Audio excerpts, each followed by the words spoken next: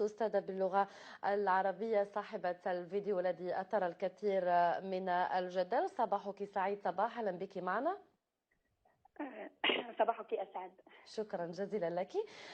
صباح، إذن فيديو جميل جدا لايف على الفيسبوك لك مع تلامذتك هز قطاع التربية يوم أمس. كما تابعنا، الوزيرة أمرت بفتح تحقيق مستعجل فيما يخص هذا الفيديو. كيف تلقيت يعني هذا الخبر؟ تفضلي. شكرا، الله يخليك. اولا صباح الخير لك ولكل المتابعين. صراحه يعني انا صدمت يعني بشان قضيه فتح التحقيق. ربما يعني انا لم ارى انه كل هذا اللغط او التاويل الاعلامي الذي حصل حول الفيديو يستحق اصلا قول انه تصوير سيلفي في القسم. ربما هذا الخطأ الوحيد يعني الذي ارتكبته، انه تصوير. لكن شيء اخر، انا مقتنعه بكل كلمه قلتها، ولانه في الاخير رسالتي نبيله يعني بعيده عن كل البعد عن اي التاويلات التي اراد الكثيرين انه يذهبوا اليها. أكيد صباح، لأنه ما قمت به لا يشكل أي خدش للحياة ولا يمس بالفعل لا انا قلتها بقيمنا انا ولا قلت بأخلاقنا. أنا قلتها إنه التسجيل ليس يستطيع أن يشاهده الصغير والكبير، وأصلا هذه كانت يعني طريقة تعاملي منذ العام الماضي معهم. متعودين إنه تكون عندنا مشاريع تربوية. العام الماضي والأولياء على ما أقول يعني شهداء ما يعرفوا إنه تبنيت العام اللي فات مشاريع. كان عندنا مشروع المعلم الصغير، وكان مشروع قمة، كان ناجح في القسم. كان كل تلميذ متميز في القسم في نهاية الأسبوع هو اللي يكون معلم للمادة التي تميز فيها، يوصل الفكرة لزملائه. بنيت أيضا مشروع تحفيظ جزء عامة، كان على مدار شهرين، شهر أفريل وشهر ماي. أيضا كانت النتيجة جدا رائعة. فاز بها التلميذ عبدو، موجودة أصلا صورة على صفحتي.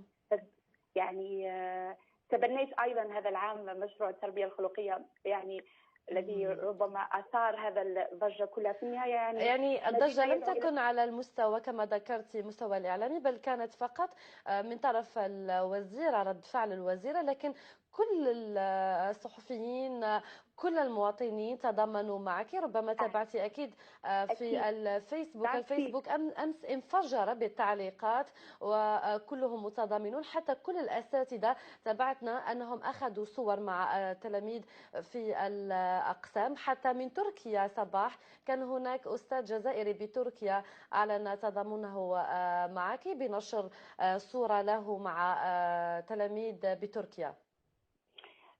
سعيدة جدا يعني صراحة. يعني ما حاولت أنه أجمع حروفي من الألف إلى الياء، لن أفهم حقهم، لأنهم هم في الأخير شجعوا الفكرة، وأنا فكرتي نبيلة، لأنه عندي قناعة أنه الفكرة حالها حال الشجرة. يعني نحن نسقي الشجرة لتكبر وتثمر. أيضا حال الفكرة، أنا تبنيت فكرة نبيلة، وخاصة أنه بحاجة لها في قطاعنا، في قطاع التربية. لا تنسي أنه المدرسة هي كيان قائم بحد ذاته، يعني بحاجة أنه نرتقي بأفكارنا، نلتقي يعني بأي شيء نعالجه، بأي أشياء تفيد المتعلم. وجميل أنه نفتح باب الحوار بيننا وبين المتعلمين. تعرفي أنا من هذا المنبر أقول فقط أنه لكل معلم ومعلمة التواصل أساس نجاحك في العملية التربوية. إذا فشلتي في أنك تتواصلي مع المتعلم في حياته ولا راح يستفيد منك. أنا أقول أنه قبل أن تكون معلم كن أم، كن أب، كن أخ، كن أخت، كن صديقة، وبعد ذلك كن المعلم. أنا كنت صباح من فضلك، لو كنت تتابع الآن على المباشر هذه صور تضامن كل الأساتذة معك، إن كنت تتابعين صباح. للأسف طيب الصور الآن على يعني المباشر صور أبهجتني كثيرا لأنه رسالتنا نبيلة. كل معلم في القسم هو مجاهد يعني برسالته. أنا عندي يقين أنه انه رسالتي ستصل وساستمر يعني. مهم. بغض طيب النظر. صباح، يعني إن تم فتح تحقيق مستعجل لك، فسيتم فتح تحقيق مستعجل لكل الأساتذة الذين قاموا بأخذ صور رفقة التلاميذ في الأقسام. اكيد راح نكونوا كامل مصممين مع بعض أكيد. يعني، هذا طيب بنعتقد. صباح، فقط كان لنا رأي القانوني فيما يخص هذا التحقيق القانوني. تعذر عن الاتصال بنا، لكن رأيه أنه لا يمكن متابعة هذه القضية قضائيا أمام القضاء، لأن ما فعلته لا يشكل أي جريمة كما يعاقب عليها قانون العقوبات، تعرفي.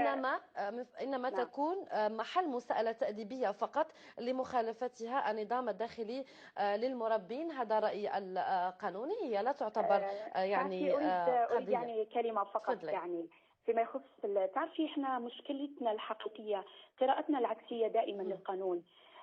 لما تكون أشياء جميلة ولما تكون أشياء هادفة وعندها قيمتها نحاربها تحت وطأة القانون، صح. ونبحث عن الثغرة وإن كانت بحجم خرم الإبرة. لكن إذا كانت أعمال سوداوية فإننا نغلفها وإن كانت صح. بحجم صباح، ربما تابعتي من قبل طبقة فيديو، الأوزون يعني.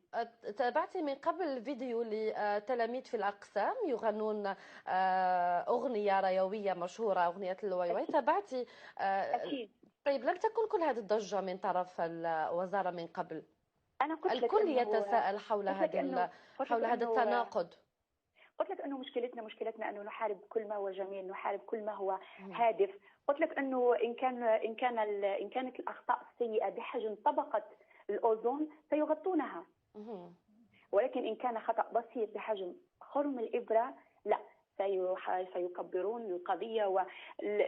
انا يعني لم اسمع انه تم فتح تحقيق في تلك القضيه. لا لا لا، يعني أنا أؤكد لك أنه لم يتم فتح تحقيق فيما يخص التلاميذ في الأقسام للأغنية الرياضية. قلت لك انه نحارب كل ما هو جميل. تعرفي انه فكره فقط حبيت نقولها، تفضلي. انه مشكلتنا الحقيقيه انه عندما تكون فكره افكارنا، لما تكون كان فكره منيره نحاول انه نسودوها وان كان بقلوب سوداء.